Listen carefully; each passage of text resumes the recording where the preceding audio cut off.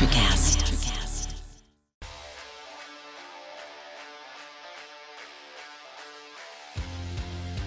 Welcome to the next edition of MTP. It's basketball season, so it's a great time to be alive. Your Boston Celtics are back, so I got my man talk with me, my guy DK Sizzles in the building. So man, how you doing, man? How you feeling tonight? I'm doing good. We actually accidentally did like a non-recorded podcast for 20 minutes about wrestling before we started this. Absolutely. But it's good to. It's sometimes podcasts break out around here. That's sort of how we do things. I'm feeling great. I am about to say nothing but positive things about the Boston Celtics. that's yeah. No, all I mean, right. I think that's what is in order. So before we get into that, if this is your first time listening to us, hit that subscribe button, hit the like button. Once again, you can find us on YouTube, find us on Spotify, Apple Podcasts, anywhere that you can find your podcast. So make sure that you check us out. We just did one on the power ranking for week 7, so make sure that you check that out because that was a good one. So without further ado, listen, Celtics are back, baby, and they're back big. They won 132 to 109. I'm not sure it was that close. I think once again it was unreal. They tie an NBA record with 29 threes. So just just looking at that game overall, just what was the biggest takeaway from the opening season opener win? Excuse me.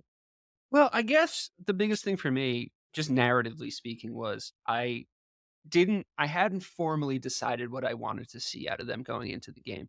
The way that I was intellectualizing it going in, I was actually thinking more about the Knicks.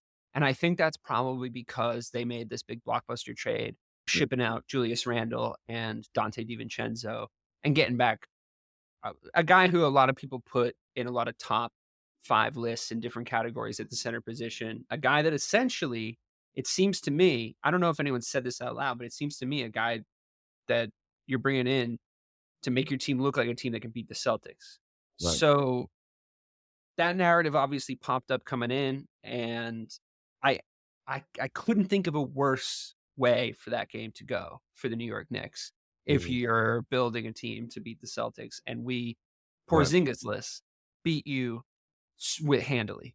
I think it was a statement game from Boston, and I am so excited to see the size of the chips on the shoulders of Brown and Tatum, because I think, and I would love to feed into this narrative, I think that they feel slighted from the Team USA antics. Jaylen winning Finals MVP, not making the team.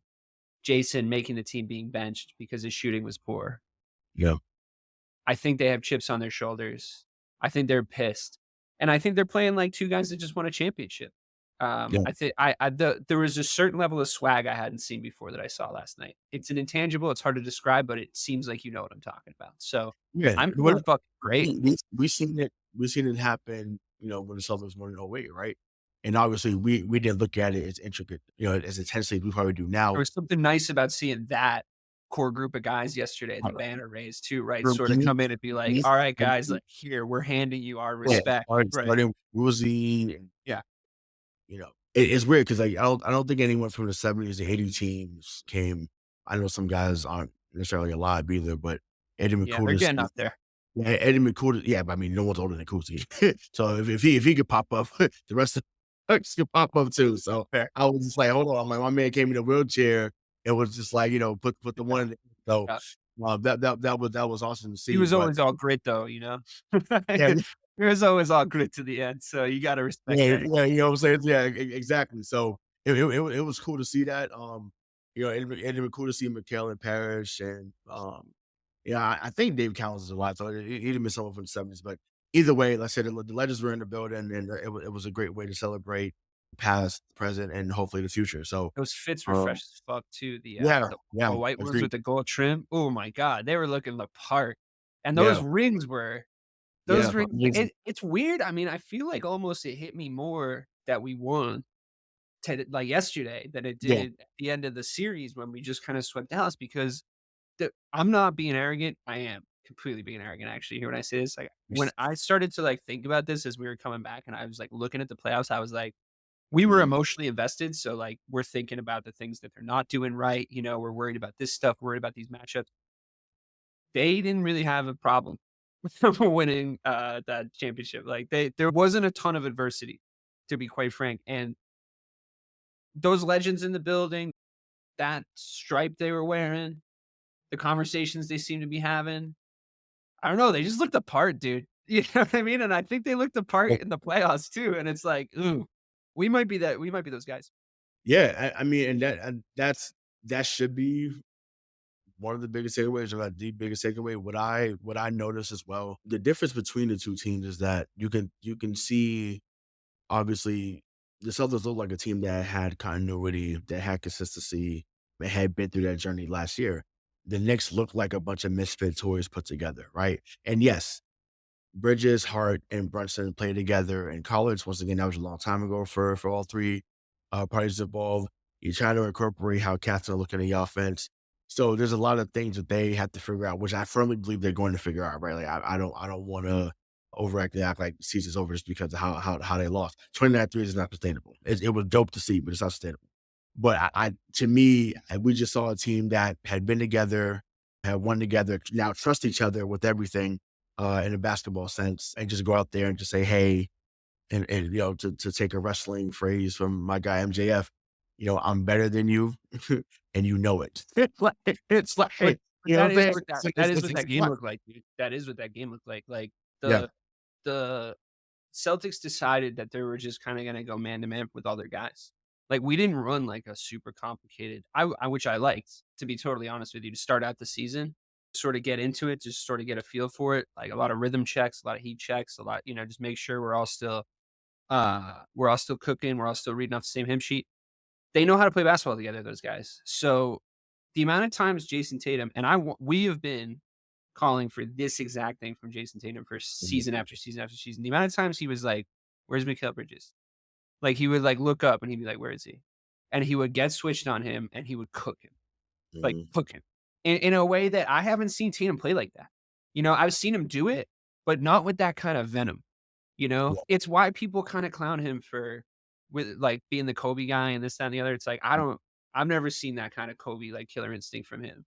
yeah, I'm not saying that in one game against the Knicks where he, like, shot well is that, but he did feel to me, he had the fresh cut, the confidence. He mhm, came in and he was like, "Where's that guy?" And he cooked him, like, a few times, and Jaylen Brown was doing the same shit. Like, Jaylen Brown, every time Brunson got switched out off in an off the ball play, Jaylen Brown was like, "I'm right here. I'm right mhm. here." Yep. Like, you were even saying, like, Tatum was clocking up. He was probably at 32 or 33 by that point, and you were in the chat saying, "Jaylen Brown's playing out of his mind." So I agreed. All his off the ball work, like, he was everywhere, Mhm. and playing like a finals MVP because he Right. fucking Right. is one. Yeah, yeah, It's just like, there you go. Like, they believe that everything that they achieved was because they're sick. Thank mhm. God, because a lot of the internet doesn't. So, Yeah, they I mean, figured that out. it's we're getting back to, and thankfully it's a great place to be, but we're getting back to a place where, people are already starting to get Boston fatigue again, Yeah, and I'm I here want for it. that.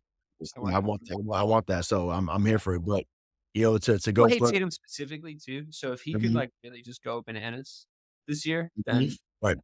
Yeah, I mean, that's what yeah, so I wanna stay right there. So, once again, he gets 37, 10 rebound, I mean, not 10 rebounds, 10 assists, 4 rebounds. He was 14 of 18 from the field, which is a little under 80%, and he was 8 of 11 from, from 3. So, just, obviously, we've seen him score 30, and we've seen him score 40, 50. Hell, he even scored 60 in the game a few years back against San Antonio. So, but the key to me, and I know the key is to you because we talked about it before, was the playmaking. So him getting 10 assists was huge. So just, speak to how his playmaking abilities, improve things not only for him but the team as a whole.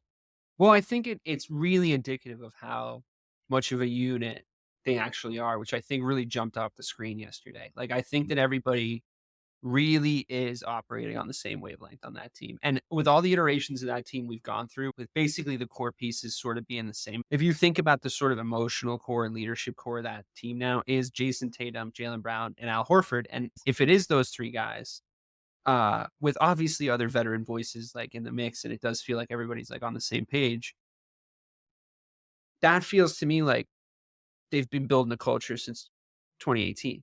You know what Mhm. I mean? Like those are the guys that have sort of been there for that. So Well, When I see Tatum letting the game come to him, play make, trust that the guys are gonna be where they're gonna be, and play hard, don't get me wrong, but, like, Derek White's really good at this. Jayson Tatum, when he's playing like this, is really good at this, but letting the game come to you in a way where it's like, don't overcommit on a rebound, just, like, try to read the rebound, man. We're really good. Like, we're really long.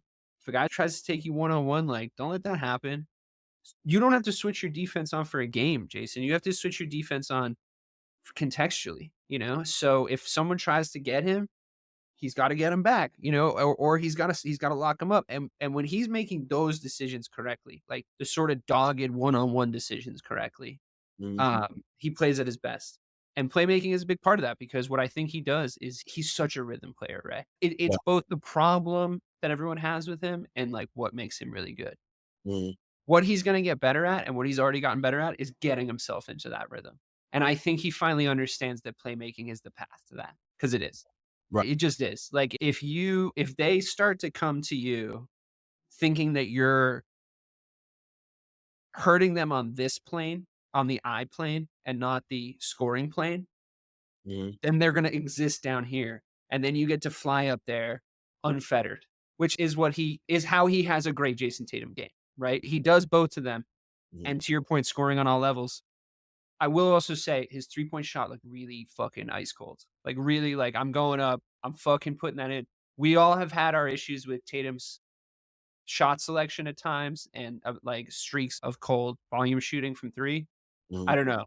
I wouldn't be surprised if we saw market percentage increases in his overall three-point shooting this year, by just how he was shooting the ball. Yeah, and so, the thing with him, and we've talked about this at nauseam, but we're gonna keep talking about it, is when he came so the first did he get the first shot of the game, comes off the high screen to the right-hand side, raises up, draws, and I'm like, "Oh." I was like, "Oh." I was like, "Okay." I was like, "He's ready." And always could tell with him early on when he's locked in. And what I appreciate about your favorite coach, Joe Mazzulla, what he did yesterday. I'm coming around to that guy. I think he just might be a psycho. Yeah, oh, big time, big time. But I I'm into appreciate that. what I appreciate about what he did yesterday, usually he would take Tatum out around the 7-minute mark, 6-minute mark, and let have him come back. And then that's why we saw first quarter JB become a thing because Jaylen Brown played the whole first quarter and just go ballistic, right? So it looks like, or hopefully this is a thing of the future, the quick adaptation to say, okay, let me have Tatum go for the first quarter and let Brown come with the second unit, and what do you know? The man had 15 and 5 in the first quarter. And I'm like, "Oh, it's amazing what happens when you let him set the tone, Joe. Yeah. Thank you." So thank you, Joe, but more importantly, thank you, Steve Kerr. That won't be the last time you hear that tonight. Uh-huh. But thank you, Steve Sure, Kerr, Steve Kerr Joe. did something. He might have done it on purpose. He might be a good enough coach that he did it on purpose to try and motivate Jason Tatum. He did something to him. He broke his brain in a Yeah, good way. I'm In I'm a good I'm way. I'm I grateful. agree with you. I agree with you totally. Because the thing for me is, like, I think that there's a layer now, the way that they're playing at such a high level, I think there's a layer of the game that Jason Tatum exists in and can dominate, and I think there's a layer of the game that Jaylen Brown can exist in and dominate, and I think that they both know that too, and I think that they can feed off each other. I like when they're on the court at the same time defensively in key moments nowadays, but I will say, like, if you know, not to jump ahead, I know that one of your questions is gonna be, should JB be shooting for first team all defense this year? And, like, if I was really handing out, like, delayed goal setting things, I would be telling Jason Tatum he should be trying to be the league MVP.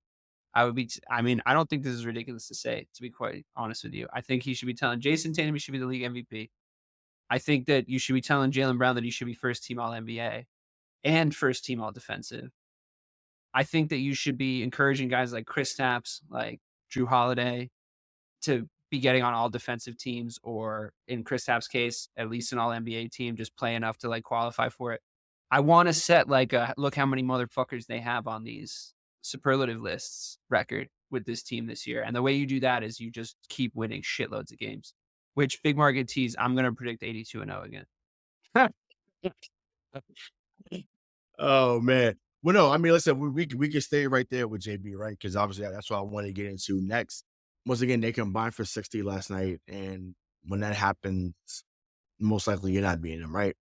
And so, he comes in with 23, but also, like I said, I was more focused on what he was doing, defensively. So I do think this is a year that he gets the first team defense. Now, yes, it was obvious that things were not going in his favor. NBA, they played him 3 times. And once again, I said this when they won it, but I do think that led to him winning the conference finals MVP and finals MVP. Even though Well he deserved, by the way. well, no, well deserved, but I'm saying, like, they made sure they was like, "Look, we could not snub him 5 times." Like, that could not happen. So, I'm glad that they made up for that to an extent. But, yeah, I seen there was, like, a still, like early in the 3rd where Brunson was going for, like, his normal drive, and JB shot the gap, and, like, basically, it was like taking candy from a baby, and I was like, "This is like, it should not be this easy." Like, that's I'm like, this is not normal. And I think sometimes we get phased and like, "Yo, like, is this really happening?" It's like, "Yeah, like, I get to watch this, Yeah. you know, 82 Yeah, I games feel that. I a do. year, potentially 100, and then they get to the finals." So, like, it's unbelievable to see where he's grown, but like I said, to me, first team defense should be something that should be on the horizon. He picked up guys full court yesterday, which Yeah. I I didn't think that would happen from game I 1. I saw that a I couple of times. I yelled that at my television. I was like, "Pick their best player up full court." That's what I like to see. That's I would like I know exactly the first sequence you're talking about where he caught him kinda near the sideline, right? He picked him up Mhm, kind of yep, full court exactly, 'cause yep. he picked him up from the sideline. I was like, "They're not scoring on this drive." Like, they're just it's not happening. So, yeah, I mean, I just really appreciated the energy, the tone setting, veteran moves across the board from everybody, that everybody had the kind of game that they should have. I had a couple of, "I can't fucking believe we have Drew Holiday" moments, like a couple of just like, "I Yeah, can't believe that we have this guy also." Looking at Porzingis in a suit, I'm like, "Get your shit together, buddy, and we might win 75 fucking games. Guy can play for 65 of them."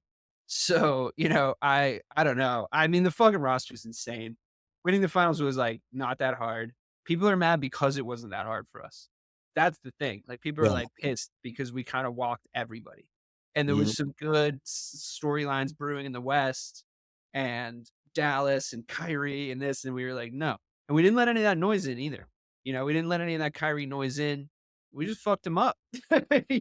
So, it mhm. seems like we're just able to do that to everyone now. I Yeah, didn't I mean, see any red flags in the performance yesterday at all.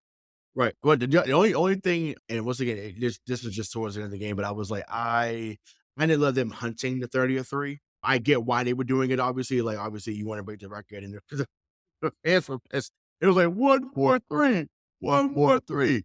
So, I mean, like I said, I didn't love that, but once again, I just felt like it should have happened in the flow of the offense. Shout out to Jeff T's podcast, Club 520. He and I'm only bringing this up because I thought this shit was hilarious. He was talking. He had called Jordan Walsh "Baby Charlie Villanueva," and I lost it. Like, I was like, "Wow!" I was like, "That's." He He does look a lot like him. he does. I was like, "Yeah." I was like, he was like, "Yeah, Baby Charlie V should have been out there shooting them three. He should have been going to the cup." I'm like, Yeah. I said, "Oh my god!" So it was only a matter of time before someone on the show called him, Charlie Villanueva 2.0 because he does look just like him. So, but that was and that was comedy. But yeah, but I just like I said, they did a phenomenal job, last night. Like I said, it's not like I said, there's nothing to speak about in a negative manner.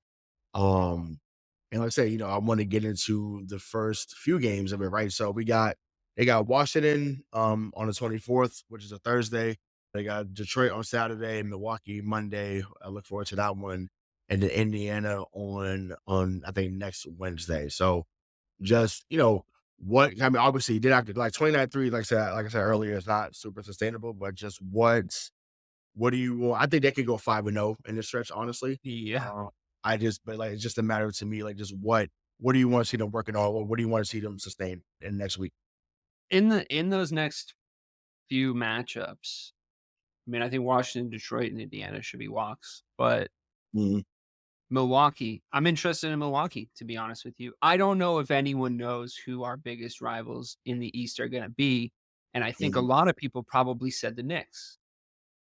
And if it's gonna be the Knicks, they're gonna really have have to have some come to Jesus moments over Mhm. there in MSG because man, oh man, not today, not last night. So I'm interested in looking at Milwaukee. My initial read on them is that they have a lot of problems that I don't think that they fixed in the offseason. And because I think the main problem is that like Damian Lillard is a huge defensive liability for how they're going to need to play basketball. The combinations aren't working in any sort of meaningful way, and everybody's getting older. So is it going to be them? I don't know. A lot of people would maybe guess the 76ers. Mhm. Joel Embiid's not playing back to backs this year. Like, I mean, he went crazy for the Olympic team, and then you know, Yeah, I don't understand his logic, and then, now he's under investigation. tell him to stop Um saying shit. No, right, but also too, but it's just like, but also it's on Philly. And I get it, right? He's becoming the mellow of this era where it's like, Ah, wow, I get harsh. well, I mean, it's harsh, but it's reality, right? Like when you know that your only chance of winning is through the Olympics, you're gonna find a way to get there because you want to be around other great players.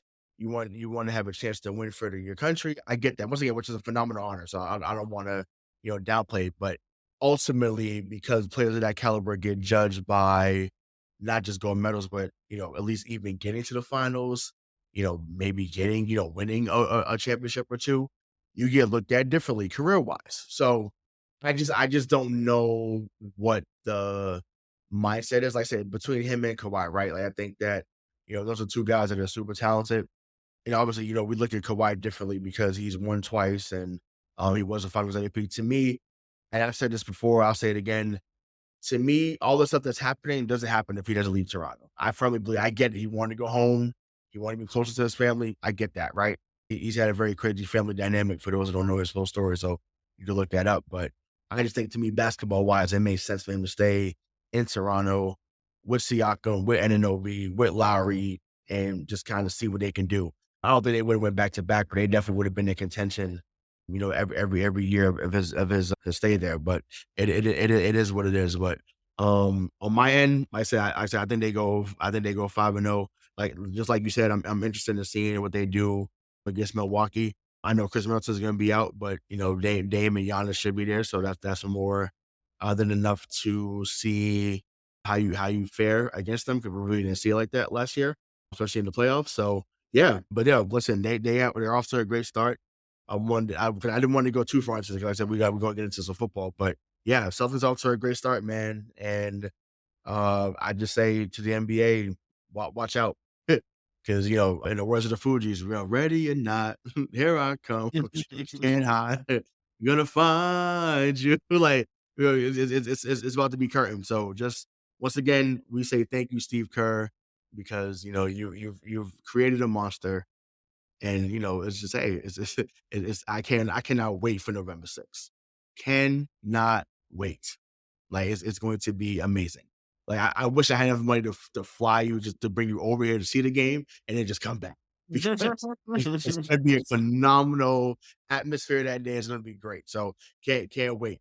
Uh but to something that's not that phenomenal. My New England Patriots, man. I mean, listen, the tides have turned dramatically. And I think that each week that we've talked about them, it has progressively gotten worse. So not just on the field, but also off the field. So they lost to Jacksonville 32-16 out in London. Drake Maye, who was the third overall pick, has continued to show promise. So just looking at what he did the week before, so the week before against Houston, he was 20 of 33, 243, 3 touchdowns, 2 picks, fumble loss. This week against Jacksonville, he was I forget the numbers off the top of my head. 26 of 37, It's I mean, it's 276, 276 and then 2 2 touchdowns. tutties. So, yeah, 2 touchdowns, right? So just, from last week, this week, just where do you see his growth? Where do you see him going forward? I mean, despite the loss, I think Drake May played good in both games, and I think he played Yeah. better in the Jacksonville game, quite frankly. I don't Yes. think I Mhm. think your defensive linemen were like blocking sleds out there. I think your offensive linemen couldn't create a lane for someone to run in worth a fucking shit. Mhm. Uh, I think the linebackers couldn't, like, tackle effectively. There was a lot of missed tackles. Drake Maye, I thought, to me, the stats are a little bit of a step back, a tiny slight step back from his debut, but in a game going that badly to still be a bright spot, I think is Mhm. impressive. Right. I think he might be a pretty decent QB, right? To be totally honest with you. He completed half his under pressure throws and one of them for a touchdown. I think that says a lot about, I mean, a rookie QB with a ton of fucking pressure in his face. I don't know Mhm. if I've seen that go well, that many times, to be honest, and it went alright for him. I mean, not, Right. not amazing. He wasn't out there like prime Russell Wilson, just, like, dodging 2 guys and making the play, like, alright, there's no point in blitzing him, but I thought he performed pretty well if you look at those numbers. Mhm. Behind the line, 10 out of 10 for 57 yards and a touchdown, right? So, with time, with efficient play calling, with good moments, he can make plays happen, but also under pressure. 25 yards, or sorry, 20 yards plus downfield, um, 3 for 5 for 87, right? Mhm. So, you're looking at these sort of key numbers in a game where the fucking world is falling apart around you, right? And you're losing to one of the worst teams in the NFL, and you're in London, and there's a lot of eyeballs on it despite, like, the different time or whatever. It's still, because it's the international game, a lot of people watch it, and he's still making some pretty grown-up throws and not getting too rattled and using his physicality. He only had 18 rushing yards, but he used his physicality in the pocket. It's, it was sort of what I was prepared to do for Caleb if the Bears season wasn't going according to plan. It was just gonna be to watch his mechanics, watch his Mhm. ability to sort of try to keep calm, try to keep the O-line with him, try to keep the team with him, see the mechanics of the throws. Is he making the right throws at the right times? There's ways to outperform your own shitty team and win games. He didn't do that. That would have been asking a lot of a rookie, but I don't know, I still saw a lot that I like. I think a really bright spot at that position is more than a lot of teams have, man. Yeah, no, that I think that's spot on. I think that he definitely improved from the Texas game to Jacksonville.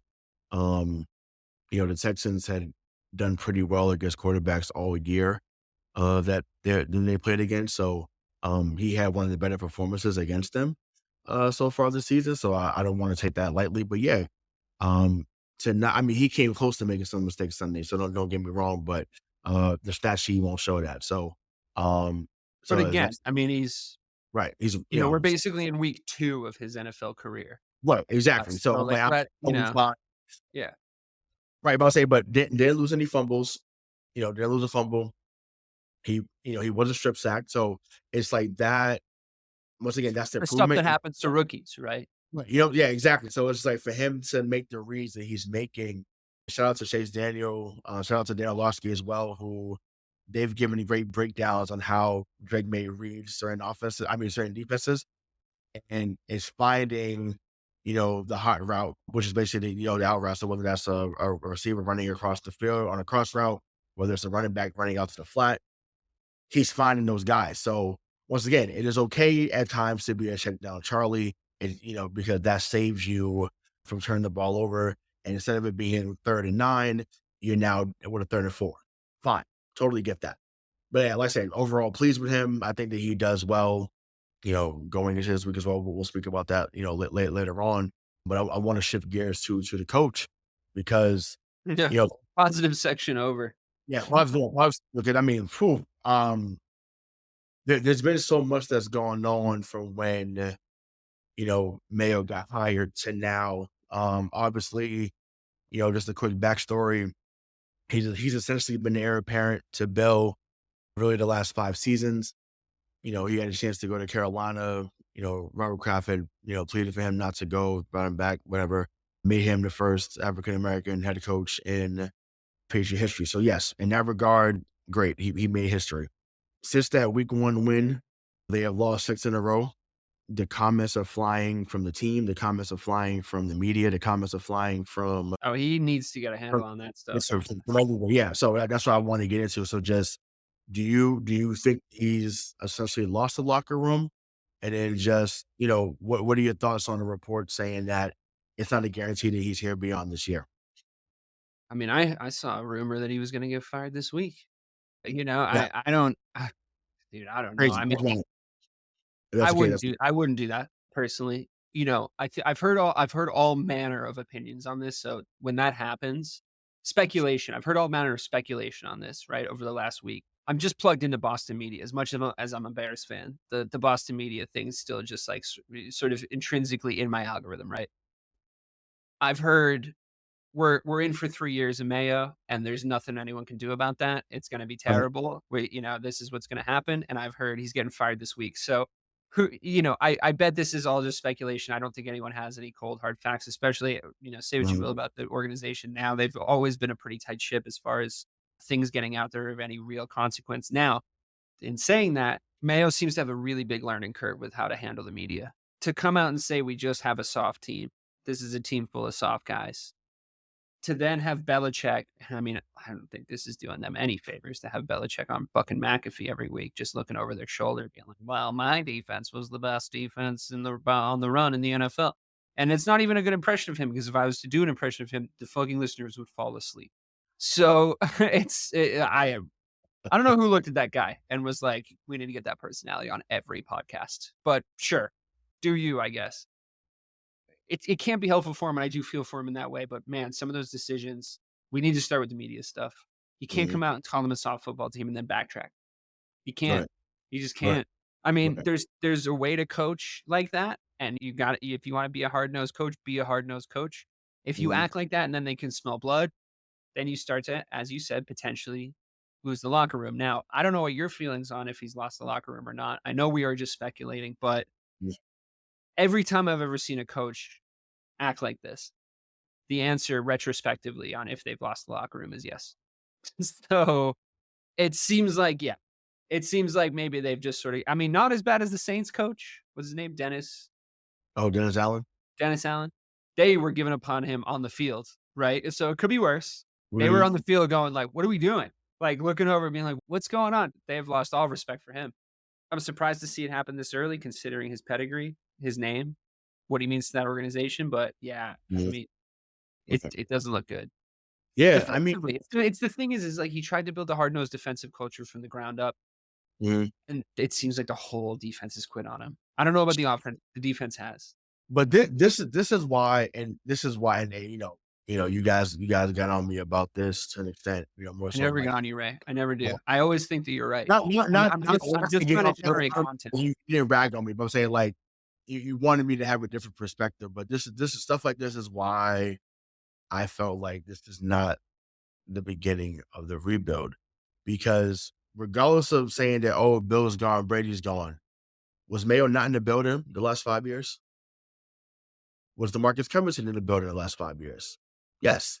So, when you still have guys that were a part of that foolishness, right? And then they're trying to implement some things that's new, but also still trying to hold on to what he did without having the cachet of what he does, of course it was gonna go crazy. So that's another reason why like this is not year one, because this is a continuation of what's been going on the last few years, with the exception of 2021. So if you're gonna clean house Sure. for real, if you're gonna clean house for real, get rid of everybody. Yeah, we Get had this rid conversation, I think, in the preview, or maybe Yeah, it was week 1 when I came on the week 1 Pat's show, yeah. Get and I rid of every think I said something along the lines of like, "Well, I mean, it's all new stuff there, like this, that, and the other, like, they have they're moving out all the furniture from Belichick's office, and now it's Mayo's office." And you said something along the lines of like, "Yeah, but they're only moving it from down the fucking hall." It's like there's if you're gonna come in and build a culture, you're saying, and I think I understand what you're saying now, sort of watching this Pats team sort of Mhm. implode, whatever. And you're just gonna have a more insightful perspective on it than me because it's not my team, right? Yes. You're saying we should have given up on the Patriot way when we gave up on Bill, Yes. and you Yes. didn't. Exactly. Right. Exactly. So you're saying because it was so successful and because of how much we all bought into, Mhm. that's a system in New England. You plug Yeah. guys in, it's a system. You do this, you do that. And how Mhm. much everybody thought if you just plugged anyone in because of the Matt Castle season to a certain extent, because of what Jimmy Garoppolo was able to do, what 1 or 2 times, people thought, oh, you can just plug anybody in there. Then Tom Brady's the system QB. Well, it turns out Yeah. no, he was, the GOAT. And the Patriot way did work for a while, but that doesn't mean that it's not great. It just means that football moves on. Right. but it's the same The thing. Patriot way really has not involved a modern offense since modern offenses became a thing, and Right. I think that's a big Yeah. part of Exactly. So it's just like the thing is, you needed an offensive minded coach, and you never got Yeah, that. you did. So you can't. Would you not take Vrabel, like, this week, though? Well, no, of course, a lot of people wanted Vrabel, I mean, that before. seemed like a no-brainer to me, to be honest. Well, yes, but the thing is with Vrabel, because it'd have been different to an extent only because he was just a player, he wasn't a part of the coaching tree, so to Yeah, speak. but then he changed the culture then, right? Right, exactly, but that's the Vrabel thing. wasn't doing Patriot culture down it took all the way through down in Tennessee. He was doing Mike No, Vrabel culture, if you ask right, me. He was but like a what prototypical Dan Campbell down there. He yeah, yeah, almost achieved that, exactly, but not exactly. quite, you know? Yep. No, So totally agree. So, and that's the thing. So it's like for me, I'm not in the business of like, yo, let's go to year 3 or year 4 to see where we are. And I think about situations in the NFL. I think about Nick Saban when he got to the NFL, how bad yeah. that was. I think about Bobby Petrino, who literally took the midnight train to Georgia. He got up out of there. You remember the Super Bowl where Gladys Knight sang? Was it halftime? She did the halftime show. Yeah. Did you hear what happened to her backstage? No. She walked off stage and someone was like, "Gladys, do you wanna stick around and see, the rest of the game?" And she said, "I can't. I'm leaving on the midnight train to Georgia." Love that. Sorry. Continue. What Love that. But yeah, so I'm just like like that. So there's instances where I think about Jim Mora Jr., not senior, but junior, yeah, junior, Jim Mora Jr., another one. Like I think there's cases in the NFL where it just doesn't work, and that's okay. Like you don't need 20 to 25 games to figure out that is It not. couldn't be more okay for you guys right now. If you make the right decision over the course of the next Mhm, 9 months, right? If you over the next 9 months, you do all the right things, you're in mhm, great shape. You take the 2 or 3, right? If you either have Carolina, I'd say probably Carolina is gonna be probably ahead of you, right? Lose out, get the number mhm, 2, take that tackle that you want, right? Now you mhm, have your franchise QB and a guy who can protect his blind side. right. Wow. Guess what? You have something that, I don't know, roughly 13 other teams don't have. Like, right there, right off the bat. Mhm, You mhm, switch out the coaching staff, you do what you wanna do, which is fully clean house, fully change cultures, like, mhm. fully change cultures. Bring in a guy you want Ben Johnson? You don't really wanna play I mean, college football. I would love Ben. I'm because once I don't think that he's going to leave Detroit, but just for hypothetically speaking, yeah, if Ben Johnson was available, absolutely, in a heartbeat. Okay. In a heartbeat. Okay.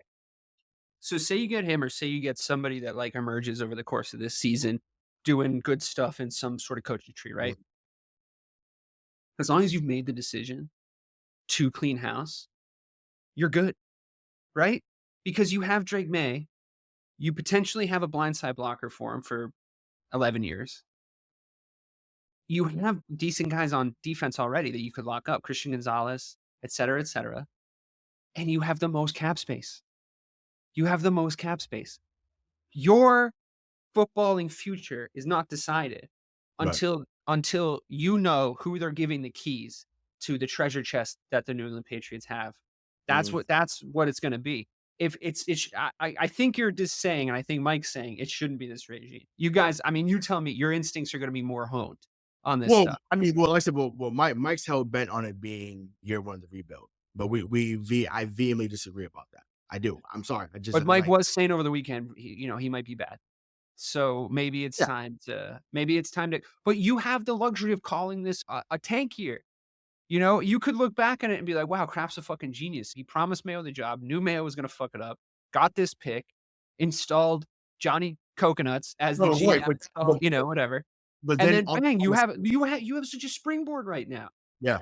You On could be the on Texans." the flip side of that though, and I said this a few weeks ago, because and was I we talked about the whole black coach thing. If he's able or if he desires another job at some point, he looks to move on, this will always be a step against him. Always. And that's the unfortunate part. I think about Jim Caldwell, who did well in Detroit and got phased out. No, it's true. Well, your guy Lovie Smith, like Steve Wilkes in Arizona. I think the Top guy with the balls. light I was just Yeah, gonna say, I yeah, think the lightning rod guy this year is Todd Bowles. I yeah. So yeah, every so time the camera it's cuts to like him yeah, every so time the camera cuts to like, yeah, Todd Bowles, I feel like it's being wielded by a guy in a MAGA hat. I'm like, "Dude, your angle is it's condescending, bro." Like, yeah, stop trying to tell so folks like give. Something has to give. So I'm just like, that. I don't want I don't want him to be exiled in that way. So that's a part of it too. But also at the same time, I just want to see the team improve. And they haven't improved since week one at all, except for them making the decision to get Jacoby Brissett up out of there And the and quarterback play, yeah, yeah, I mean, the quarterback play has improved, and, like, yeah, that's the big thing, you know? Drake May did 16 things that I never once saw Mac Jones able to do, and I just think that that's such a yeah. big upside for Yeah, the I Cowboys. mean, running for a first down consistently if he needed to, the Making the certain right plays, dude. Just but making yeah, the but right just certain throws like the throw to Booty, the throw to Hunter Henry, kind Hunter of just Henry looks like a beast out there, bro. yeah. I Super mean, just exciting. he Hunter Henry was good and he was good in L.A. He was just like I said, just well, it was still San Diego when he was there, but just that. But he was good in L.A. So it's just like, Yeah. bro, like to get him back to where he was is great. Austin Hooper blows, so it is what it is. Yeah, but you Uh, got that Douglas. He's yeah, pretty legit. probably yeah, Pop is good. So yeah, If it's like Ramondre is legit, he just needs to get a little experience under his belt, stop coughing the fucking football up, right? so. I don't have the same amount of patience, so I'm already out. I because up here it reminds me of the Nikhil Harry 2.0, and I can't. I don't know. I can't. I He's got a just lot more physicality than N'Keal Harry had, you what? know? But Like, I'm he's I'm just like, bro, like you can't say I got the best hands in the league, and you drop more calls than a cell phone. yeah. I just it's no. I'm sorry. I mean, it's a skill. It's an underrated skill. It's not something we I talk mean, about. look, literally, Drake May is literally hitting him for those that's watching on the YouTube version. He's listen to the audio because you can't see what I'm doing with my hands. But he's literally throwing it. Trying to catch it in his hands every time, and it literally goes in and out. And I'm not talking about a California burger. What the I fuck? know. First off, I'm upset, Dave, and I need him. I need him to be better. 'Cause I think he can be better, but I want to see if Javon Baker could do something. I want to see if Kendrick Bourne could get back to what he was before he got hurt. So there's a lot of question marks that's still on there. And yes, I get that the team is not going to be a double digit win team. I've given up on that. But No, you you want the should pick, not man. You want the pick not in this game. be you should not be but the goal is you should be looking to go lose 12, 13 times either. So I don't know. Like I said, I'm just in between on that because I'm just like, man, like it's always something. But Can I say something else can I say yeah, something on the black coaches thing? yep. I since we've been talking about that, I think you fully radicalized me because I was just delving deep into the internet comment section after Caleb started playing, Mhm, uh, good football, right?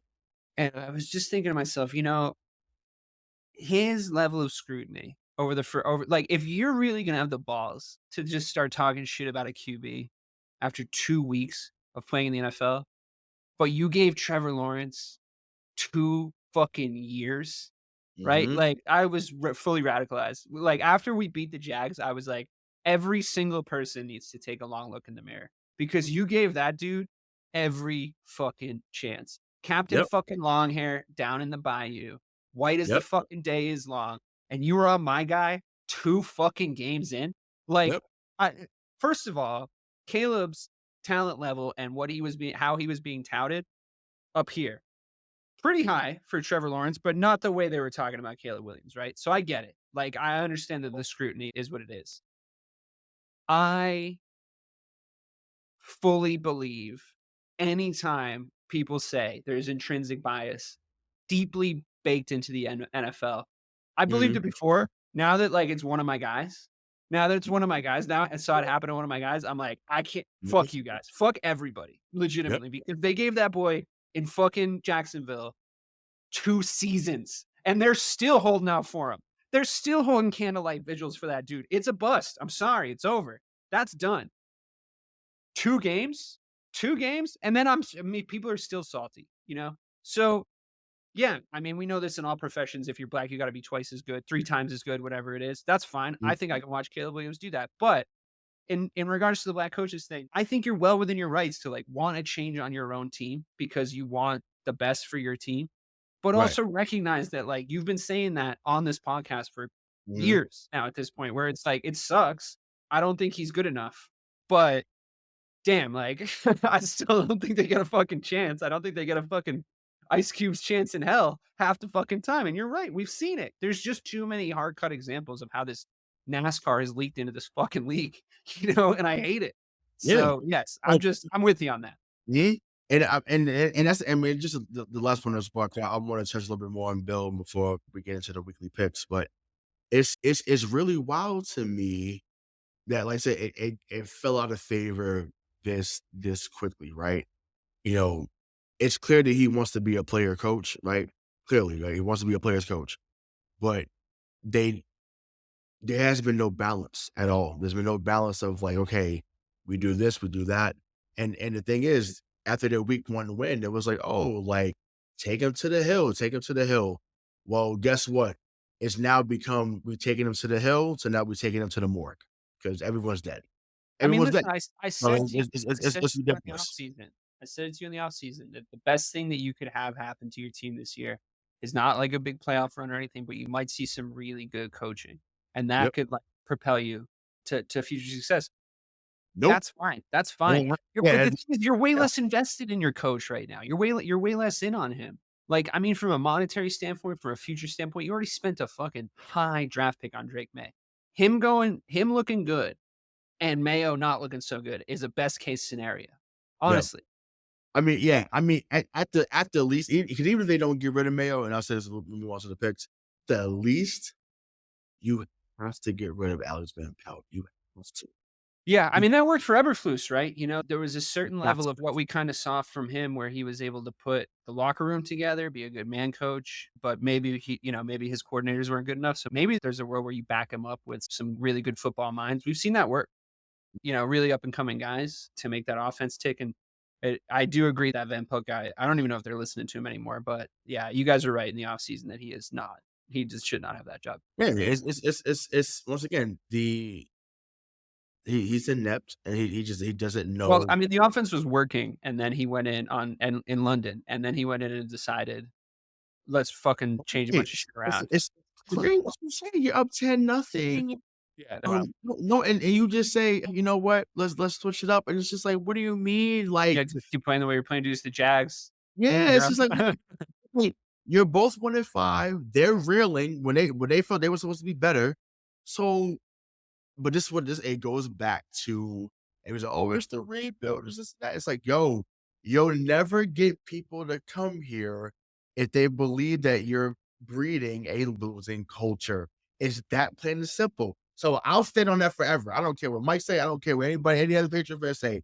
If you continue to breed losing culture, no one's gonna come here as a free agent. And even guys that get drafted here are not gonna give their all because it's just like, well, shit. If you ain't doing X, Y, and Z, why I gotta do it? So you have to find a way to breed a winning culture. And that starts with the head coach. That starts in the weight room. It starts when you have certain meetings on a Saturday night, where you do the walkthroughs. Like that's every intricate detail has to be improved in order for other players to say, hey, you know what?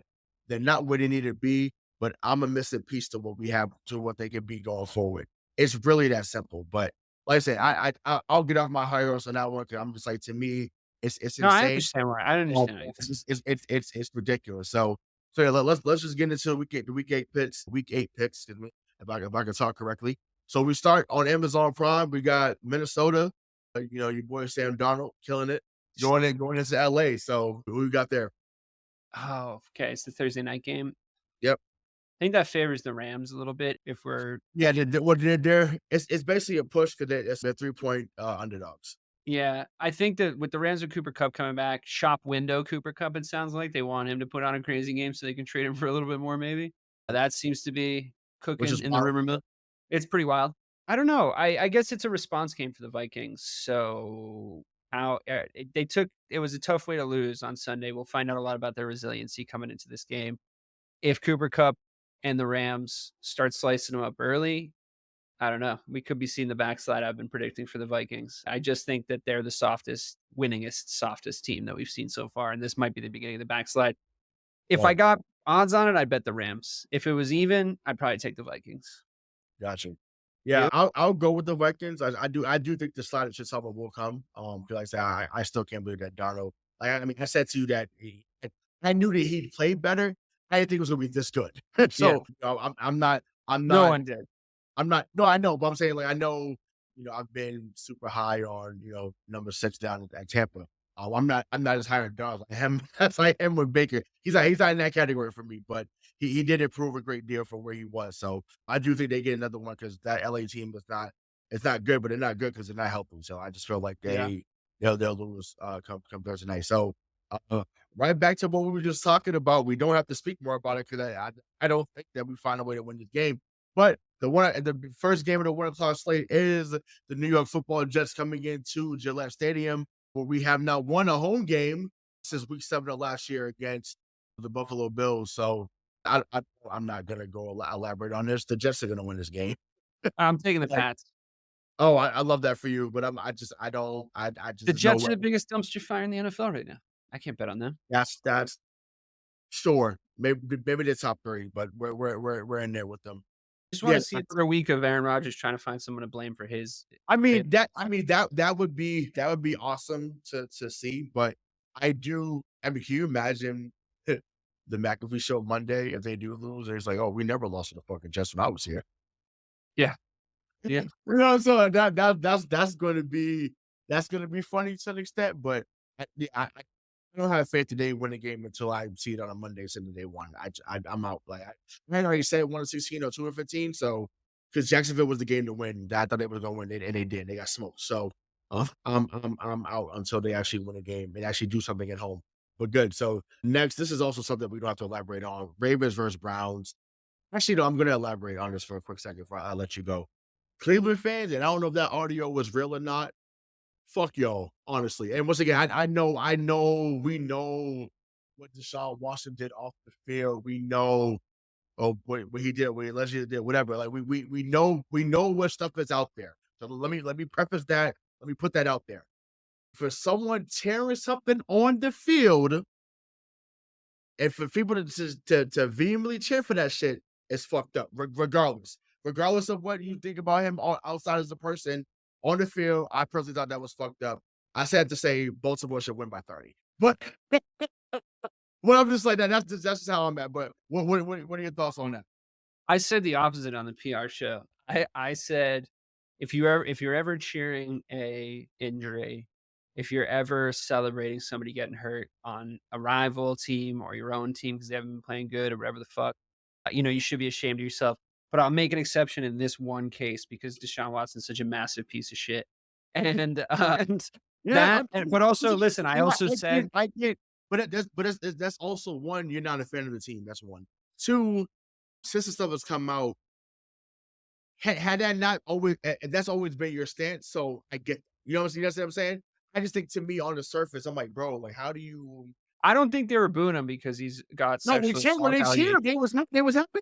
Shit. No, I know, They, but they're not cheering his injury because he had sexual assault allegations, though. Because if he was throwing dots across the whole opening part of the season, they all would they have wouldn't forgot that cheer. real quick. Yeah. They would all would have forgot that real quick. They're cheering because he got a guaranteed contract. He robbed the city of Cleveland. Yeah. He came in there like a bank robber, and then he played the worst at the quarterback position in the whole league by a Mhm, lot for 4 mhm. weeks. So, So, yeah, I mean, you what if know the irony of that whole scenario was that he was 15 and 17 for 130 at that moment.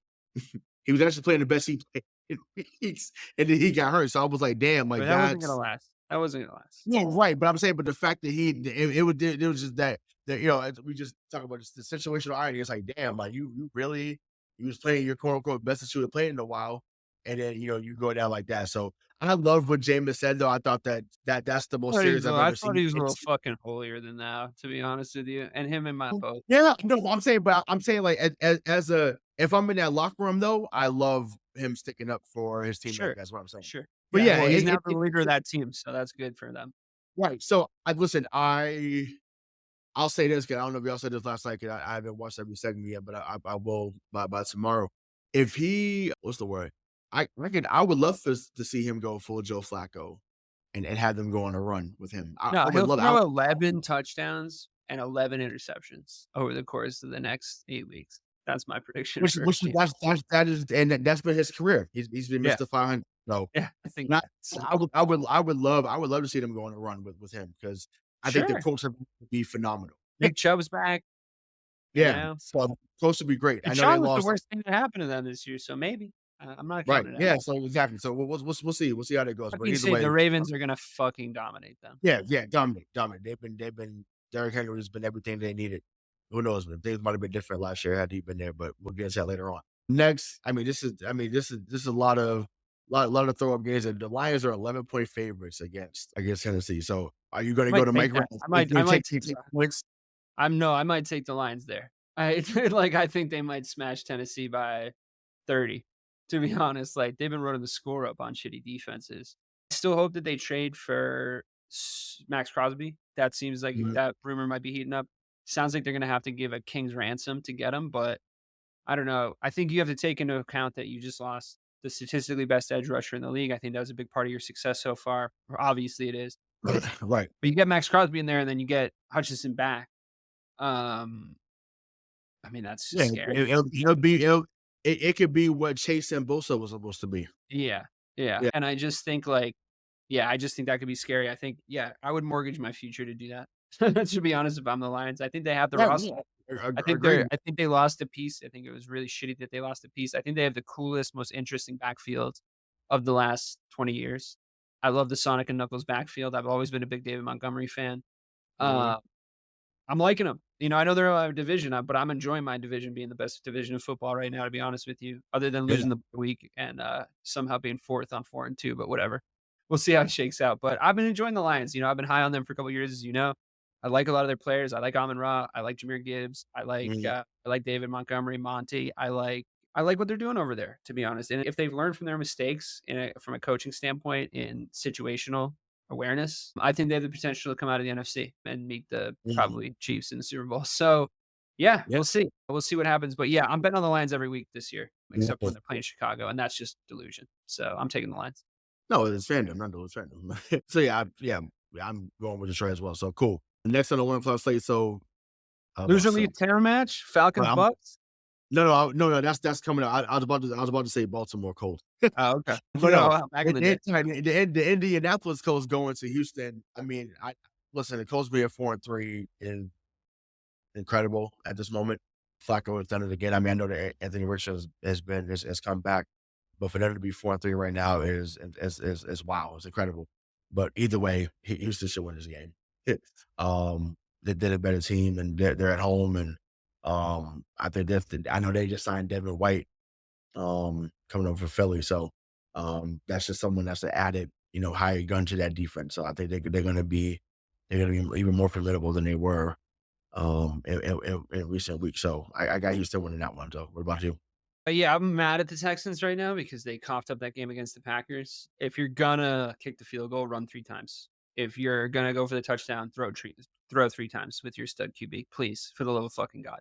Don't let the Packers fucking beat the Bears in a bye week somehow. Please don't let that happen. So yeah, I'm not super thrilled with the Texans right now. But that being Mm. said, I've been mad at the Colts since 2006, so they can get fucked. Yeah, Texans for sure. Big bounce back game for them. They're gonna need it. No doubt. Well, that next game, this is a bounce back.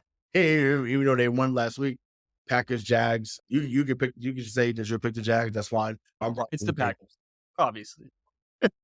It's like yeah, because I'm just like yeah, my Green Bay. It should be a fodder. Yeah. Next we got the Arizona going into Miami. I'm gonna go with Tua Miami. back? He's supposed to be, but Guardian cap? even if he's not back, I'm going with Miami over Arizona. I, Interesting. I don't trust Kyler at all. Like I liked him coming into the league, but he just don't do enough for me. So I'm See good riding with red him. zone efficiency numbers, though, once he actually gets down there and he hasn't made a mistake. He's pretty crazy efficient in the red zone. Yeah, I mean it's weird. I mean he had D Hop for a little bit, his best year. Obviously, we haven't brought that up, but I Might mean be that's coming up on his best year now that he's going to fucking play for Patrick Mahomes. yeah. But So yeah, whatever. won't say, but like he played. They gave him all those. They gave him D Hop. They had, Yeah, I he was think pretty young then, though. I yeah, think yeah. he No, no, improved. I'm saying But like they invested in him to be that guy and take them to that level. But my thing he has just always been that he's fucking tiny. Like, I don't know how if I could ever really get over that for my QB because there's just right, so many advantages to being over right. 6 feet tall from that position. So Yep. So that's the thing. It's just like you have to be you have to be Drew Brees, and he's not Drew Brees. yeah, And that's okay because not many were, but either way, I got Miami coming out on top. I'll On probably take the Sunday. Cards in this one just because every single down I've seen the Dolphins play since Tua got hurt has been some of the worst offensive football I've ever Yeah, seen. yeah. So I mean, it's I hard. I thoroughly enjoy seeing them get beat. 'Cause like I said, for Yeah, me, someone that lived out there, and they talk very crazy about the Dolphins, and I'm just like, every bar is packed with the Dolphin shirts, and it's just like, yo, like y'all haven't won in 52 years, bro. yeah, that's a long time. Y'all hold on to that undefeated, which I agree. I get it, right? 74, whatever year it was, but I'm just like, y'all hold on to that. But I'm just like, okay, you had a top 10 quarterback in most minds for 15 years. No, let's be clear. The best thing they ever did was feature heavily in Ace Ventura: Pet Detective, and that's basically their biggest claim to fame. Woo, shout out to Jim Carrey. Yeah, Laces facts. out, Dan. Laces out. Yeah, there you go. Well, yeah. Um, well, like I said, Hard Rock will be actually filled with a lot of Cardinals jersey because they always get a lot of visiting fan bases in that stadium because everyone wants to come to Miami. So, but that's that. But yeah, either way, we'll see how that goes Sunday. But next to the game that you just talked about, Falcons, Buccaneers, who they gave us the best Thursday night game of the year. I'm actually going to go with the Falcons here. I think the Falcons beat them again. I I mean, think yeah, that unfortunately, the Bucks lost their top 2 wide receivers. right. So That's just yeah, that's too much to overcome. Right at that. Falcons have looked pretty good this year. They're losing to good teams, kind of close, and they're beating the Mhm. teams they should beat for the most part. So Right. I'm Mhm. not ready to give up on them. Right, and then all of a sudden, next game, last game in the 1 o'clock slate, Cincinnati, Philadelphia. Who we got there? I like the Bengals here. I really do. I think that it would be so Bengals to see them go 4-4, but on a streak, right? Where they're all of a sudden we have to take them seriously again. The offense is looking like the offense. The defense doesn't look as badly coordinated as it did. Excuse me. Mhm, First few weeks, it's starting to sort of lock in. I'm not saying they have a good defense. I'm not saying that. Everybody mhm. relax. But I still think the Eagles are weird. They can bully big teams or shitty teams, but I don't know. I think the Bengals are gonna be up for this one. I might actually put money on the Bengals if I get a little odds. Gotcha. I'm riding with Cincinnati as well. I don't fully trust Philadelphia. Yeah, no You one know, does. Something and weird it's going on.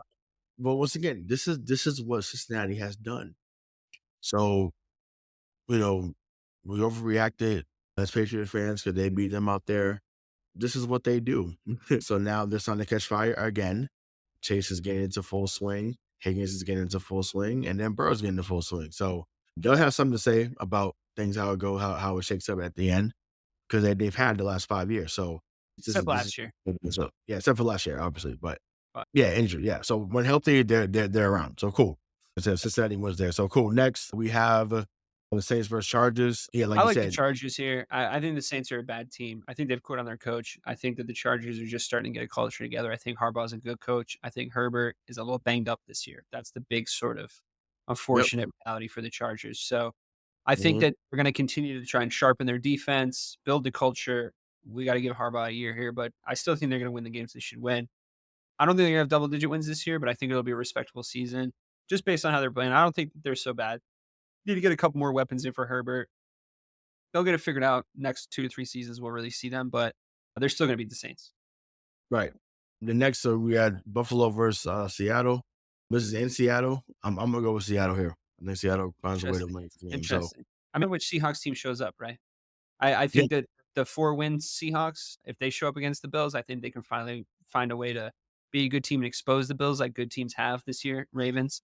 But the Bills will beat you if you suck. Like they'll come fuck you up if you suck. And if the Seahawks show up sucky, which just like last year, honestly, I know they had a coaching regime change, but they were trick or treat as fuck last year.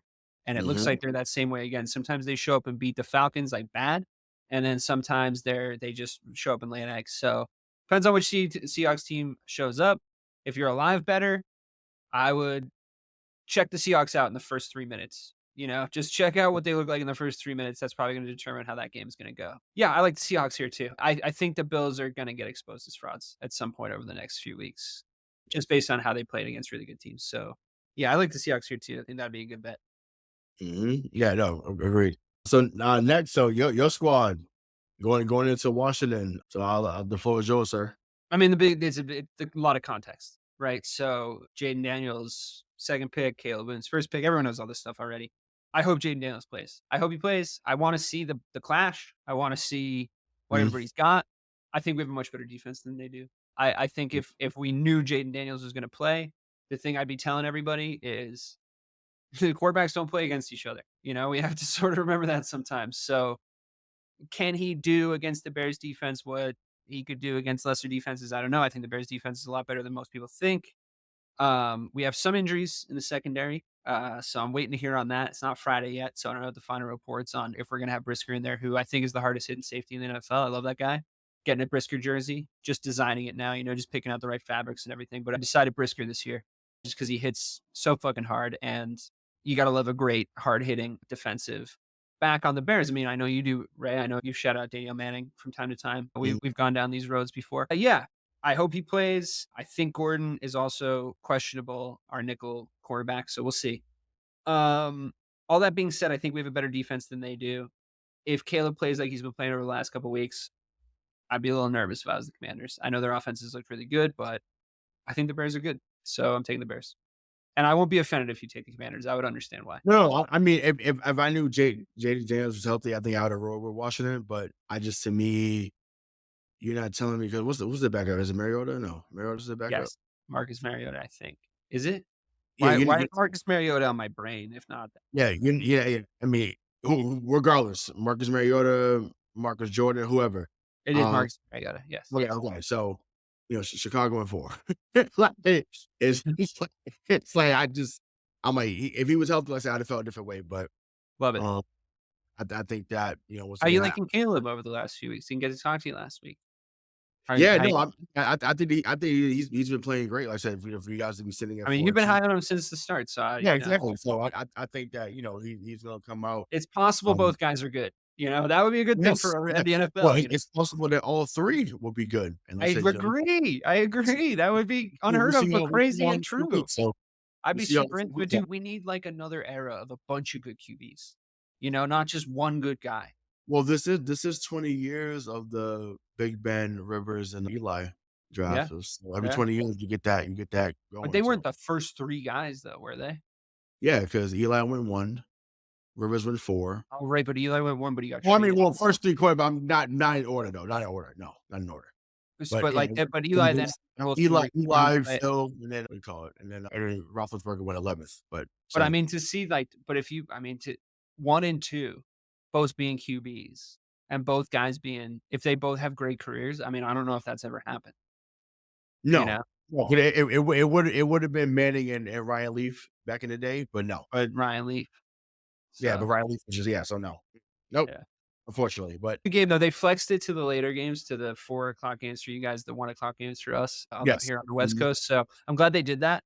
We're still up against the Chiefs, I think, for rating share, but I still think it's a lot of eyeballs of actual football fans are going to be on that game. So I'm excited to see it mhm, play out. Yeah, I really do hope Daniels plays though. I do. I want to see the whole thing. I want to see the whole yeah, package. This is a where are we season for the Bears. This yep, isn't like, and I want to know where we're at. I want to take the whole litmus test. So like, let's see it. right, agreed. So next we have the Panthers versus Broncos. I mean, listen, it's Denver, Yeah, they it's Denver. It's but annoying that Denver are going to be 5-3, right? I mean, yeah, that's annoying. and that's another thing. That's what I'm saying. Like this is a team that gave up 70 last year, and you're Yeah. telling me I mean, that obviously Peyton's like a good coach. Like he obviously is a good coach. he was the Right? coach last year. What happened? But it's No, just but he like just got there. Like no, right. he's But spread it's him. just it's like it's like come on, like Yeah. it's get it Somebody out, hand it to them. Somebody hand it to them, please. Like it's like, like yeah, please. I was just saying this shit on the power rank because I'm on your side because as much you were low on Bo Nix coming in, and I was like, "I don't know, I wanna kinda see it." And I do find him, like, kinda entertaining because he has no, like, ability to, like, make smart plays for his body, which is just, Mhm. like, fun to watch as a football player. But I hate watching that fucking Broncos team because 'cause you're right, like, they just are gonna get into a 10-9 with the Jets, or they're gonna get handed, like, a 40 piece, right? And I'm waiting for that 40 piece to happen. So I like, on the power ranking show, I don't even wanna talk about them. I wanna cross them off, but they keep being Keep above 500. It's yeah, really pissing me off. we're staying around. So Yeah, it's so annoying. yeah, I'm with but you yes, on that. Yeah, either we're way, both well, praying yeah. for their downfall. But wait, we get the return of Bryce Young. Maybe he comes out hungry. Who knows? Oh, the You Bears know, have the Panthers, second round pick, and it's looking mighty sweet with that announcement. It's like, no, just because at first I thought like he had like passed away from him the way they said it, like dude, like I they was like, acted like he was I dead. was like, I was like, wait, this. I said, y'all, they're saying this really casually. I'm like, oh, he hurt his hand. Got it, makes sense. I mean, granted, I mean, that still sucks, but it's just like I was like, I mean, it's like he passed away and Yeah. was back. So I mean, cool. it's Oh, but depressing, I mean, definitely. but I mean, once again, I'm not no Bryce Young fan, but just he did get too small. But I do hope that he comes out like swinging on Sunday. It may not be enough, but I do hope he comes out swinging. Yeah, it'd be great. It'd be a good story. But next, this won't be such a good story. This would be they will never, ever, ever beat Kansas City. So Kansas City's gonna smack the Raiders. Yeah, it's gonna be bad. They're not even gonna Yeah, try. it's awful, awful. So that's that. We ain't gotta talk about that next. So right. By the way, I love that move. Right, Good move. I think It because really you're betting on it was the fact that he was in the Titans, not that it was he had fallen off a cliff. yeah, Like, I mean, but like we that. talked It's good about this a few upside. weeks ago. That Yeah. is where wide receivers' careers go And to die. honestly, Kansas City is where wide receivers' careers go to get resurrected. So, like, perfect. Pretty much. Love But it. honestly, even during the Trent Green era, and Chris is my boy that listens to the show. Chris, you can back me up in the comments when you hear this. During the Trent Green era, people didn't know about Eddie Kennison like that outside of Kansas City, but Eddie Kennison was a Pro Bowl caliber guy with Trent Green, and obviously everyone knew about the X Factor, aka Dante Hall. So then, their guy was Tony Gonzalez, right? Then later on, they had Dwayne Bowe, who became a Pro Bowler. So they've always found a way to get some guys that can ball out. They may not be for a long period of time, but they've done their thing. So yeah, but yeah, It's giving me Odell Beckham to the Rams vibes. yes, correct. That's what Yep, it's giving. yep, So absolutely, we'll see. absolutely. I mean, I hope his knee doesn't He explode stayed healthy. He came making out the plays in the fucking Super Bowl, but, I mean, that was sad, but, you yeah, know, fact. he was looking like the MVP of the game, and, I mean, DeAndre Hopkins, I think he might still just have one ride in him. He might have one last ride over the corral that left in him, and if Patrick Mahomes is throwing him the ball, we'll see, right? Mhm. Yeah, I mean, to me, he's always been in that Larry Fitzgerald type mode for me. You throw that long? No, I'm talking about just his talent wise. I'm saying like I don't Oh, think I he'll don't play as long as Larry did, but this I guy's think that that's a tough question. listen, and once again, he won't get looked at this way because he unfortunately didn't win it. But Yeah, but um, that's what I was just about to say is, like, when I okay, think Larry Fitzgerald, I he's think of him making, like, corner catches, toe tapping it in the Super Bowl, you know what I mean? It's like right. It's just it's like yeah, hard. I mean, listen, he's one of the best postseason performers of our generation. Talking about Larry Fitzgerald, it was unreal to see him do what he did at times, and he like I said, he never wavered. That's why I was like, oh, he never won. I'm like, bro, like he got there with 90 years old Kurt Warner. Yeah. 'Cause he got to the NFC Championship game with 85 years old Carson Palmer. Like Yeah, and he made plays in every playoff game he ever I played in. was like, I said, if you ever gave him like just a quarterback that could really play that was in their prime, I think he'd have been unreal. But that's another show for another day. But last but no, well not last but second to last Sunday night game. This would have been the marquee game in the 90s, 1995. The Cowboys going into Levi Stadium. Been a marquee game this year, and Cowboys and the 49ers Yeah, was I'm shit there for bed a minute, across the and whole they've season. been much better themselves. So I'm gonna go with San Francisco though. I'm going Same. with San. Yeah, so I don't think that Dallas has a way to win. I know they've sucked it home, but I don't trust them winning out there and them putting in for the Well, plays San that they're Francisco are coming by their losses, honestly, right? Because that their whole offense team's injured. that offense is a joke. Talking about Yeah. Dallas. No, It's seriously, but San Francisco are coming by these losses, honestly. Their whole team's fucking fried. Their whole team's banged up. I mean, I know they got themselves in this position, like, they're an already fragile team and made a bunch of blockbuster moves for fragile guys, but they're coming by yeah, those losses, honestly. Dallas has no fucking excuse. They're just playing like ass. And the guy they give a giant fucking contract to is playing like ass, and he sucks in the red zone. He Yep. sucks at situational football. He can't run the offense consistently. This has been true for 3 years, and they gave him a bag. So, I don't know. I just there's something to be angry about for the Cowboys on their offensive side of the ball. And then Yep. they got a bunch of they had built a really cool defense, running really fast. Quinn had masterminded a really like speed, athletic, hard hitting defense, and then they brought in a guy that's going to run like a fucking soft zone, and it's Yep. just they deserve what they're getting, at this point. So yeah, I'm going with the 49ers on good guy, bad guy, to be Right. honest. Yep. No, totally get that. So yeah, that should be a good one. Regardless of that. Last, Oh, Ray, you're redeemed. Russell Wilson. yes, You sir. He's finally back, baby. He's finally back. feeling good. And he's on the Steelers doing it. Looked like a That, missing hold on, piece. that part hurts. That part hurts. But It was great. He looked like the last thing they needed. He looked well, like the I think last piece. yeah. But like I told somebody off the air, I said, "Yo," I said, "What quarterback do you know could throw for over 3,000 yards, have 26 touchdowns, 8 picks, and we say he sucks?" Like what? Yeah, that's what happened last year. And I'm just like, what are we talking about? There was a lot of bad situational football from him last year. Sure, but I'm just saying, just on the surface, if anyone else, then that was a decent season. So Yeah, but most he people just judge fucking players based on their fantasy team. They don't actually watch the yeah, games. that's the, yeah, So I'm with that's you on that. he stabilized them. He made the reads that he needed to make, and there was He a ran Arthur Smith's offense. right. I mean, I think Justin Fields, I said this on the other show, I think Justin Fields looked like a great player in an Arthur Smith offense. I think Russell Wilson looked like the guy they went and got to run the offense they had designed. Right. And I feel like I should have known that. And it was like, I feel Yeah, kind of it's knowing that was going to happen. it's quiet for Fields. It's quiet. It's not going to be he unless I was Russell. cheering for him, man, for obvious No, reasons. I mean we all were, but after what happened last week against the Jets, I was like, yeah, they not he not. It Seeing was the kind field. of a ballsy move by Tomlin, though, don't you think? Like, it was kind of high I risk, think high that was reward. all along though. I think Yeah. that was for all along. I think he was Yeah. saying, you know It what? seems like that's the case. Yeah, Because like Smith was like, can we put the guy in that I like design the offense around?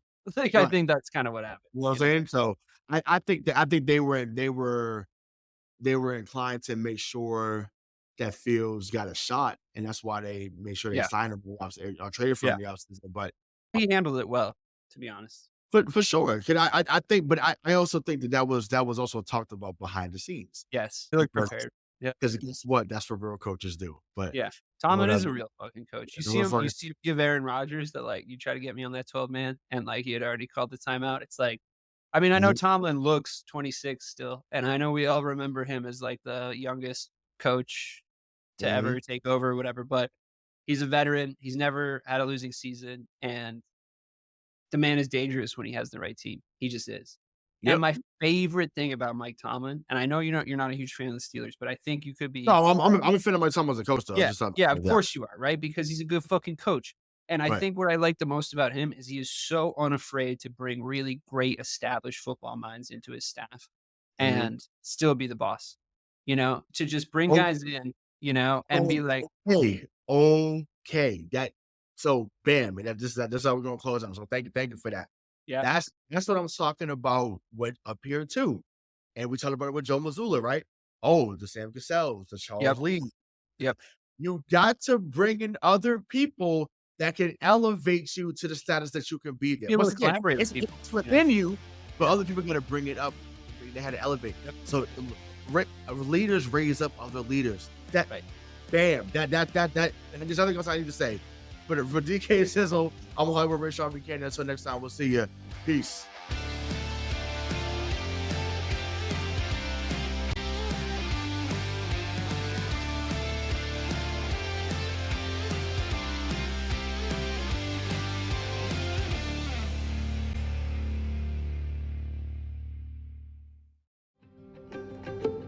Have you ever wondered what actually happens in Congress every day? Stay informed on Capitol Hill's daily happenings with a concise, factual summary of the Senate and House of Representatives' activities from the previous session, free from bias, on the Congressional Record Daily Digest podcast. Subscribe on your favorite podcast platform and discover the process from the heart of U.S. politics. the Congressional Record Daily Digest, an Electricast production. Electricast. Dreaming of the perfect event or longing for a clutter-free space? I'm Stephanie with I'm with Steph, where your vision becomes a reality. From magical weddings to transformative home organizing, we bring you expertise and passion to every project. Whether you're planning a grand celebration or seeking peace through organization, we tailor our services to meet your unique needs. I'm with Steph. To explore our services and connect with me directly, visit I'mWithSteph.com. Mention Electricast for a 20% discount. Electricast.